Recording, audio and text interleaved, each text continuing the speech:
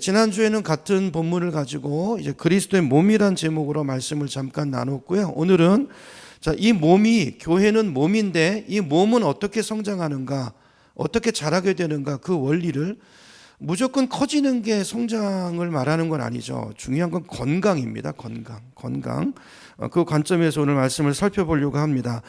그러니까 이제 교회 몸의 성장은요, 세상 조직의 성장과는 좀 차이가 있습니다. 몸의 성장은 각 지체, 몸의 지체, 기관들의 활동에 의존을 한다는 거예요. 그러니까 필요 없는, 우리 몸에 보면 기관들이 있잖아요. 필요 없는 조직이 있나요? 하나도 없다는 거예요. 기관이 하나도 없다는 것입니다. 다 전부 다 그 나름의 역할이 있고 기능이 있고, 그것이 제대로 기능하고 활동할 때 그것이 이제 몸의 성장을 가져온다는 것이죠. 자, 이걸 이제 교회로 보면, 공동체로 보면, 이제 옛날 구약 시대 때는요, 아론 계통의 제사장들이 있었잖아요. 이 제사장들이 이제 레위 지파 사람들과 더불어서 12지파 모든 사람들을 그분들이 다 섬겼습니다. 그러니까 사역을 특정한 사람들만 했다는 거예요. 모두가 한 것이 아니라 사역자들이 따로 정해져 있었죠. 자, 근데 신약 성경을 보면 지금은 누가 제사장이라고 말합니까? 제사장은 어떤 특정한 사람, 우리가 옛날에 알았던 것처럼 목사님만 제사장인 게 아니고 모든 성도가 다 제사장이라고 말하고 있어요. 그렇죠? 거듭나서 구원받은 성도라면 그분이 다 레위 사람이고 그분이 다 제사장이라는 것입니다. 세상을 향해서 우리 모두가 함께, 그렇죠? 자, 그러므로 이 말은 다 바꿔 말하면 이제 신약 교회는요, 일부 사람들만이 사역하는 공동체가 아니라는 거예요. 신약의 교회는 우리 모두가 다 사역자고 다 일꾼이고 우리 모두가 다 지체이기 때문에 다 기능이 있고 역할이 있고, 이 역할이 유기체가 돼서 하나가 되어서 그 기능을 발휘할 때 몸이 건강하게 자라난다는 거예요. 그게 하나님이 원하시는 건강한 교회 공동체의 모습이라는 것입니다. 여러분, 세상의 조직은, 여러분 20-80 법칙 이런 거 들어보셨죠? 세상 기관은요, 어느 기관이나 단체나 다 20% 사람이 80%를 끌어간다는 거예요. 그렇죠? 이게 이제 조직 논리입니다. 근데 여러분, 교회를, 그 논리를, 법칙을 교회에 적용할 수 있나요? 아닙니다. 교회는 그런 것이 아닙니다. 20%가 교회를 끌고 가는 게 아니라 그건 성경적인 건강한 교회 모습이 아니고, 교회는 거듭난 사람 모두가 한 몸이 돼서 함께 기능하면서 교회를 세워나가는 거, 이게 성경이 말하는 교회론이라는 거예요. 여러분, 그래서 초대교회는 전부 다 가정교회였습니다. 가정교회. 그러니까 소그룹 중심으로 모이는 교회였다는 거예요. 대그룹 예배가 있지만 성전에서만 모일 뿐 아니라 매일매일 가정에서, 집에서 떡을 떼면서 만찬을 하고 교제를 하면서 함께 거기서 예배하고 찬양하면서 그것이 세포가 분열하듯이 그렇게 교회의 성장을 이루어 왔던 것이, 이게 하나님의 성장 원리고 하나님의 원래 디자인하신 교회의 모습이라는 거예요. 근데 AD 313년 콘스탄틴 대제가 기독교를 국교화하고 합법화되면서 교회 안에 막 검증되지 않은 막 들어오면서요, 교회가 그때부터 조직화되기 시작했어요. 요즘 교회와 기업이 별로 다르지 않습니다. 그러니까 교회를 운영하는 거를 요즘 교회를 경영이라고 말하더라고요, 신학교에서도. 그러니까 회사 경영하는 거랑 교회 경영하는 게 크게 다르지 않아요. 대형 교회들도요, 어떤 논리를 갖고 있냐면 20-80 법칙이에요. 20%만 붙잡고 가면 된다는 거예요. 나머지는 그냥 회원이에요, 회원. 회비 내고 나오는 회원. 건강한 교회 모습이라고 말할 수 없죠. 그렇죠? 그러니까 건강한 교회는 그 안에 예배만 보고 아무 역할도 없이 그냥 묻어가는 그 교인이 있으면 안 되는 것입니다, 사실은. 근데 오늘 교회가 점점 대형화되고 조직화되고 산업화되고, 교회 안에 들어와도요, 거듭남의 교리도 심지어 가르치지 않아요. 심지어 복음도 전해지지 않습니다. 그러면서 멤버가 돼요. 그러니까 세상의 멤버십과 비슷하게 돼요. 그러니까 회비 내면 멤버십을 주는 것처럼 그렇게 하고 이제 시간이 되면 직분도 올라가고 그러면서 사역의 자리로 내몰리는데, 그게 성경적인 사역이 가능할까요? 믿음이 없는데, 아니 그 안에 생명이 없는데, 그 안에 거듭남이 없는데 그 조직을 통해서 하나님의 나라가 이루어질까요? 불가능한 것이죠. 굉장히 중요한 것입니다. 그래서 실제로 교회마다 보면요, 연초가 되면 재직 임명을 하잖아요. 서리 집사님들은 이제 매년 임명직이잖아요. 임기가 1년이고.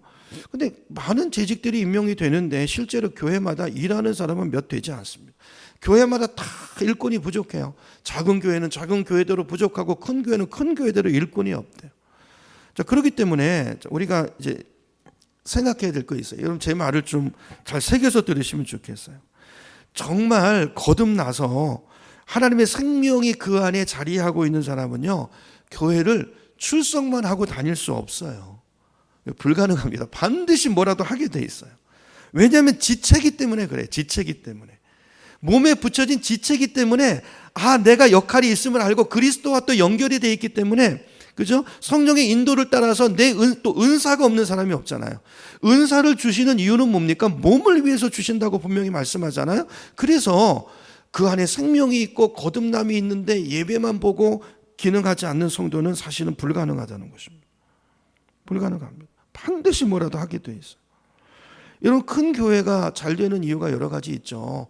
여러 가지 원인들이 있지만, 여러분 그 이유 중에 하나가 뭐냐면요, 큰 교회는 묻어서 신앙생활을 할 수가 있어요. 그렇죠?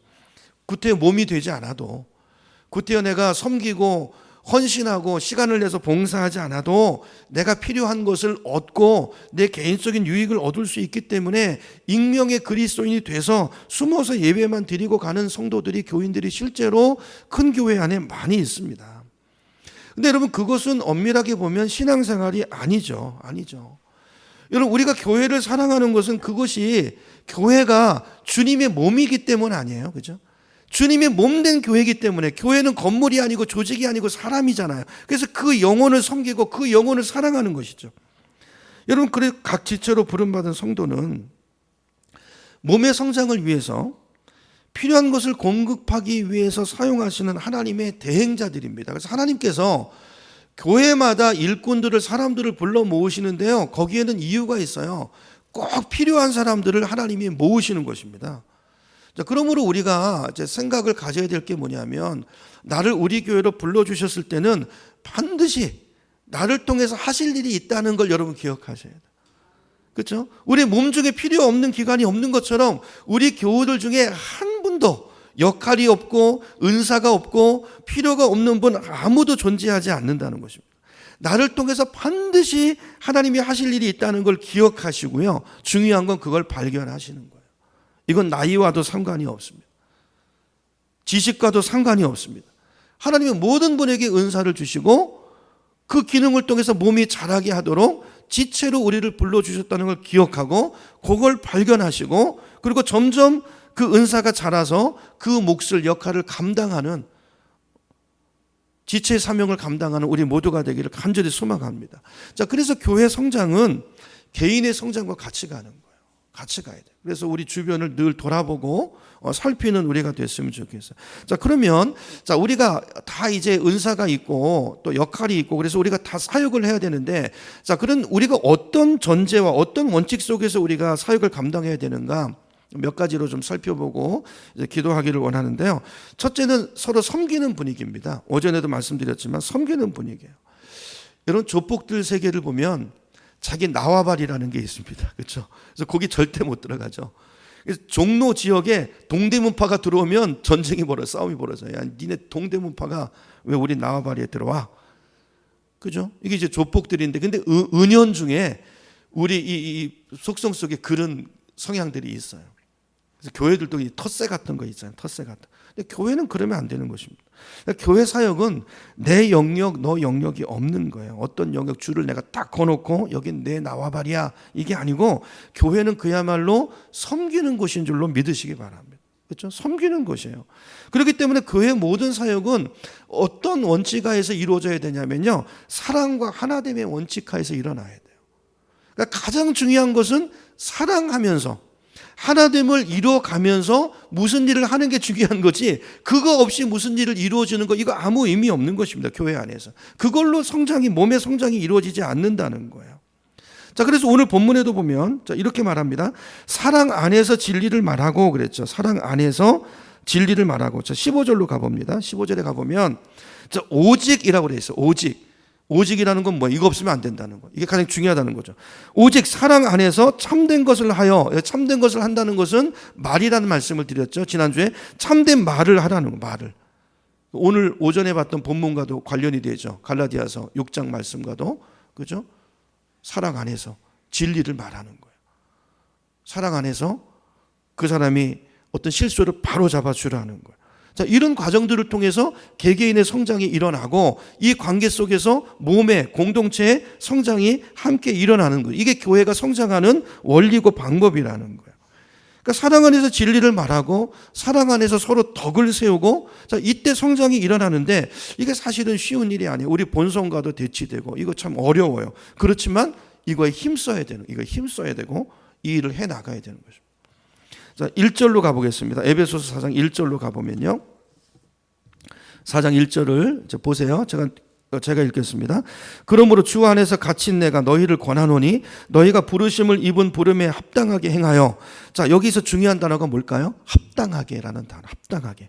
여러분, 우리가 교회에서 어떤 사역을 감당할 때 열심히보다 더 중요한 것은 합당하게 하는 것입니다. 합당하게. 그 다음에 뭐라고 되어 있습니까? 합당한 게 뭐예요? 겸손으로 하는 거예요. 모든 겸손으로 하고 온유로 하고 오래 참음으로 사랑 가운데서 서로 용납하면서. 3절 평안에 매는 줄로 성령님이 하나 되게 하신 것을 힘써 지키면서. 여러분, 그 교인은 내가 선택하는 게 아니에요. 하나님이 불러 모으신 것입니다. 세상 속에 뽑아내신 거예요. 영천 중부교회를 이루라고, 그죠? 요 분들을 모아놓으신 것입니다. 누가요? 성령님이.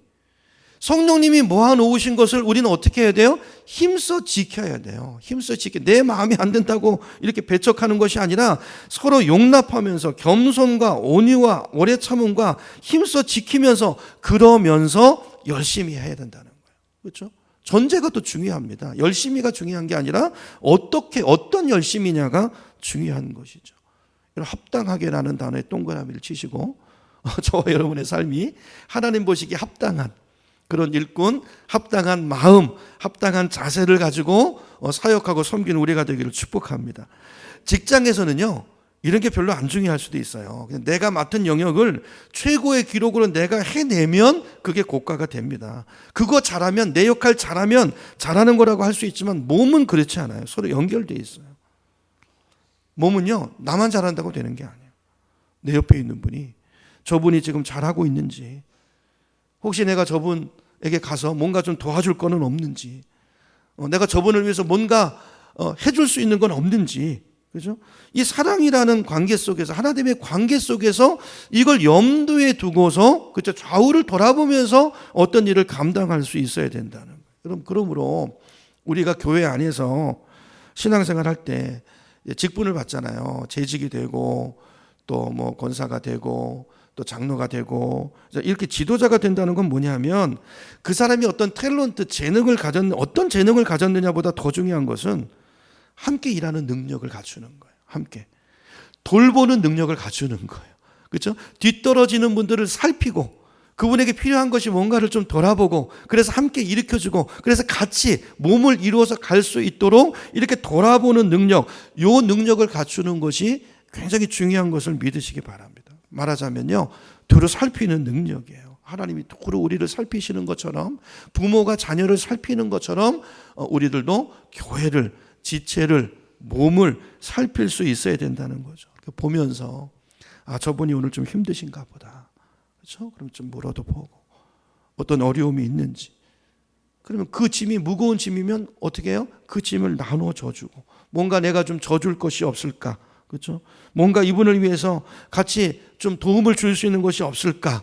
자, 이런 것을 살피는 능력, 이게 지도자가 갖춰야 될 능력이라는 것입니다.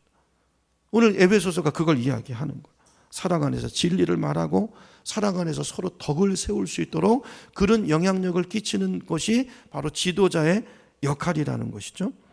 4장 11절로 가보겠습니다. 11절에 보니까 지도자 역할, 제가 방금 말씀드린 11절 제가 읽어볼게요. 그가 어떤 사람은 사도로, 교회를 위해서, 몸의 성장을 위해서 일꾼을 세웠는데, 어떤 사람은 사도로, 선지자로, 복음 전하는 자로, 목사와 교사로 삼으셨으니 그랬죠. 자, 오늘날 사도, 선지자는 없잖아요. 복음 전하는 자, 목사, 교사들은 이제 교회 안에 있다고 보면, 또 교회 안에 나중에 이제 디모데서 또 디도서를 가보면 이제 교회 내 장로를 세우잖아요. 지도자를 세울 때, 자, 이런 지도자들이, 세워진 지도자들이 해야 되는 역할이 뭐냐면요. 그 다음 12절로 가봅니다. 12절에 보면, 이는 그랬죠. 이는. 자, 이런 지도자들이 필요한 이유는, 이들을 세운 목적은 그런 뜻이죠. 이는 성도를 어떻게 하며요? 온전하게 하기 위함이라는 거예요. 성도. 지체들을 돌아보고, 그죠? 지체들이 병들지 않도록 다 건강하게 유지해서 서로 연결돼서 몸을 잘 세워나가도록, 그죠? 성도들 한 분 한 분을 온전케 하기 위해서 목사가 있는 것이고 지도자를 뽑아 세우는 것이고, 이것이 그분들이 감당해야 될 사명이라는 거예요. 그러니까 지도자의 일은 성도를 온전케 하는 일이에요. 자, 성도를 온전케 해서 어떻게 하는 것입니까? 여기 헬라어 원전에는 콤마가 있다고 그랬죠.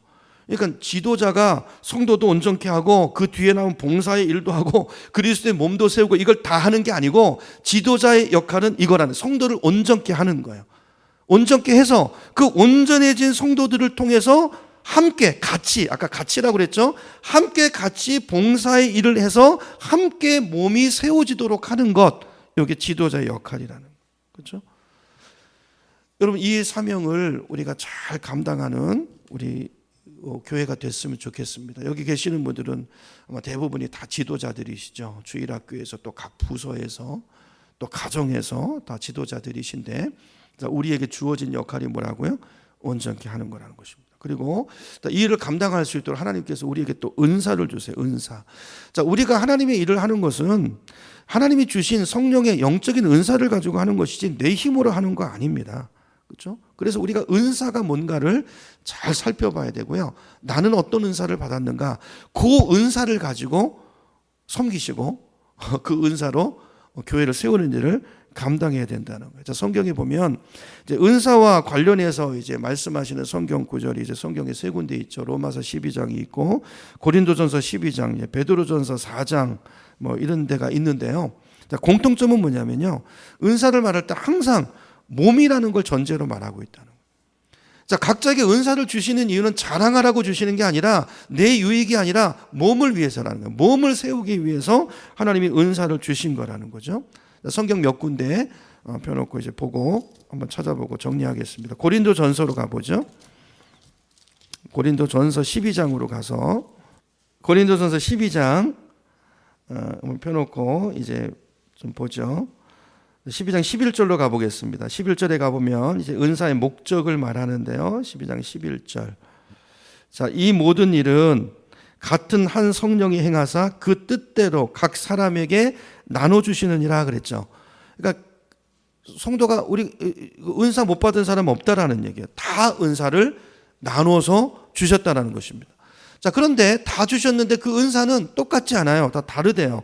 자, 4절로 가보겠습니다. 4절에서 6절까지 제가 읽어볼게요. 은사는 여러 가지나 주신 성령은 한 분이시죠. 성령은 같고, 그 다음에 직분은 여러 가지나, 직분도 여러 가지지만 그것을 주시는 주님도 누구세요? 한 분이세요. 하나님이시라는 거예요. 그렇죠? 다양한 은사를 우리에게 주셨다는 것이죠. 자, 세 번째, 자, 몸을 이야기합니다. 항상 은사를 말할 때는 몸을 같이 이야기하세요. 우리 몸이 많은 지체로 이루어졌다고 말씀하죠. 12절로 가볼게요. 12절입니다. 자, 몸은 하나인데 지체는 많죠. 많은 지체가 있고 몸의 지체가 많으나 몸은 한 몸이다, 이렇게 말하고 있어요. 그렇죠? 그다음 네 번째로, 자, 은사는 몸에 유익을 주신 것이다, 이렇게 말씀해요. 자, 7절로 가봅니다. 7절로 가보시면, 자, 7절입니다. 7절에 가보면 각 사람에게 성령을 나타내심은, 여기 성령의 나타남이 뭘까요? 성령의 나타남은 은사를 말하는 거죠. 그죠? 은사가 성령의 나타남이십니다. 그러니까 우리가 은사가 온다는 거는 내 안에 성령이 와 계시다는 거예요. 그 성령이 나타나는 그 현상이 이제 은사로 이제 온다는 거죠. 그렇죠? 성령의 나타남은 이제 유익하게 하려 하심이라 그랬어. 뭐를요? 몸을 유익하게 하기 위함. 그다음에 이제 24절로 가보겠습니다. 24절 한 절만 더 보고 이제 마무리하죠. 24절. 제가 읽어볼게요. 저는 세 번역으로 읽을 텐데 비교해서 보세요. 우리의 아름다운 지체는 요구할 것이 없으니 오직 하나님이 몸을 고르게 하여 부족한 지체에게 존귀를 더하여 몸 가운데 분쟁이 없고 오직 여러 지체가 서로 같이 하여 돌아보게 하셨으니 그랬어요. 자, 여기 보면 분쟁이 없도록, 싸움이 나지 않도록 하나로 묶으시는 성령님에 대해서 말씀하고 있죠. 여러분, 성령님이 우리를 연합해 가시고 함께 묶으시고 하나가 돼서 몸을 세우도록, 그렇게 은사가 발휘되도록 우리 안에서 성령이 그렇게 역사하고 계시다는 거예요. 여러분, 하나됨을 이루어가는 게 굉장히 중요합니다. 그렇죠? 그러니까 우리가 어떤 일을 할 때 일하면서 다툼이 일어나는 방식으로 일하면 안 되고요. 아까도 말씀드렸지만 사랑 안에서 하나 되어 가면서, 그러면서 일을 하는 게 중요해요. 속도보다 중요한 것은 그 방향이, 그 전제, 그걸 지키면서, 하나 되심을 힘써 지키면서 우리에게 주신 은사들을 발휘하고, 그렇죠? 그렇게 몸을 세워가는 저와 여러분의 삶이 되기를 간절히 소원합니다. 여러분, 은사가 이게 왜 중요하냐면요, 은사가 아무리 뛰어난 사람들이 많이 있어도 교회 안에 분쟁이 있잖아요. 그럼 그 교회는 절대 잘하지 못합니다. 그 대표적인 예가 뭐예요? 그 대표적인 예가 되는 교회가 어디입니까? 고린도 교회, 고린도 교회. 그래서 사도 바울이 고린도 교회 이 편지를 쓰면서 이 얘기를 강조해서 하는 거예요. 그렇죠? 고린도 교회는 은사는 많았는데 분쟁이 많았어요. 분쟁이. 그래서 맨날 싸웁니다. 근데 교회 안에서만 싸우는 게 아니라 그 문제를 가지고 교회 법정까지 가서 다투는 그런 교회가 고린도 교회였어요. 성장할 수가 없죠. 그렇죠? 성장할 수가 없죠. 그래서 바울은 은사를 이야기하면서 결론으로 12장 마지막으로 한번 가볼게요. 29절부터 보면 은사 가지고도 고린도 교회는 막 다퉜거든요. 이제 그런 싸움이 있고 분쟁이 있고 은사끼리 서로 비교하고 시기하고 미워하고, 자, 이런 교회 분위기 속에서 바울이 이렇게 말합니다. 29절입니다. 29절부터 볼게요. 다 사도이겠느냐? 다 선지자이겠느냐? 다 교사이겠느냐? 다 능력을 행하는 자이겠느냐? 다 병 고치는 은사를 가진 자이겠느냐? 다 방언을 말하는 자이겠느냐? 다 통역하는 자이겠느냐? 이게 뭐예요? 자, 여기 나오는 사도, 선지자, 교사, 능력 행하는 거, 병 고치는 거, 방언 말하는 거, 이 은사들의 특징이 뭡니까? 다 드러나는 것이죠. 겉으로 드러나는 거예요. 자랑하기 쉬운 은사들이에요. 부러워하기 쉬운 은사들이라는 거예요. 근데 다 이런 은사겠냐는 거예요. 몸에 이런 사람들만 있으면 어떻게 해요? 그렇죠? 보이지 않는 그런 기능을 하는 그런 은사들도 동일하게 중요하다는 거예요. 그러면서 이렇게 말해요. 31절, 너희는 더욱 큰 은사를 사모하라. 내가 또한 가장 좋은 길을 너희에게 보이리라 그랬어요. 그러면서 13장에 뭐가 나옵니까? 그 유명한 사랑장이 나와요.